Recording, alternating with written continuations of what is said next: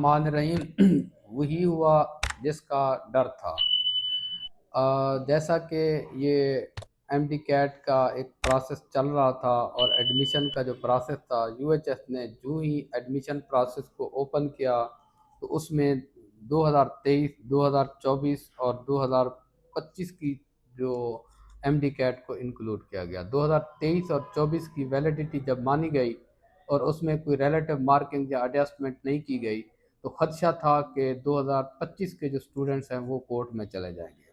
और वही हुआ, स्टूडेंट जो है ना कोर्ट में चले गए हैं और लाहौर हाई कोर्ट के अंदर उसकी समाअत हुई है जस्टिस खालिद इसहाक साहब की सरबराही के अंदर। तो उसकी जो हेयरिंग हुई उसमें जो स्टूडेंट्स की तरफ से वकील था उसने मौक़िफ़ पेश किया कि जो इस साल का 2025 का एंट्री टेस्ट था वो मुश्किल था, जबकि 2024 का एंट्री टेस्ट आसान था। अगर रेशो की बात की जाए तो 2024 के अंदर 95% जो ऊपर स्टूडेंट्स थे उनकी तादाद आलमोस्ट 2500 थी। अगर बात की जाए 2025 के अंदर 95% से ऊपर जो स्टूडेंट्स थे उनकी तादाद थी 817। तो ये एक वाज़ेह डिफरेंस था जिसकी बुनियाद के ऊपर स्टूडेंट्स ने कोर्ट के अंदर केस किया कि अगर उसकी वैलिडिटी को बरकरार रखा जाता है 2024 की और उसके साथ कोई रिलेटिव मार्किंग नहीं की जाती तो इससे जो एक यकसा मियार है वो मुतासर होगा। अब देखते हैं कि कोर्ट जो है ना इसको किस तरफ लेके जाती है।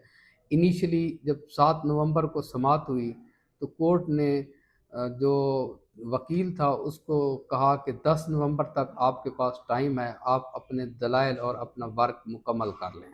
तो 10 नवंबर की पेशी है, देखते हैं सोमवार वाले दिन 10 नवंबर को आगे क्या वर्किंग होती है। जैसा कि हमने आपको बताया था कि जो 31 अक्टूबर को पीएमडीसी की एक कायमा कमेटी की मीटिंग हुई थी उसके अंदर मैं आपको स्क्रीन पे भी शेयर कर दूंगा। उसके ऊपर वाज़ेह लिखा हुआ था कि 2 से 3 दिन के अंदर तमाम यूनिवर्सिटीज़ जो हैं वो रिलेटिव मार्किंग का कोई फार्मूला बनाएं, लेकिन ऐसा कोई फार्मूला सामने नहीं आया जिसकी वजह से तलबा के अंदर एक बेचैनी पैदा हुई।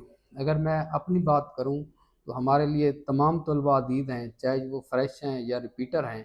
तो अब ये मामला कोर्ट के अंदर है, कोर्ट इसका क्या डिसीजन लेती है इसके ऊपर हमें राय देना ये काबिल वक्त है और मुनासिब भी नहीं है।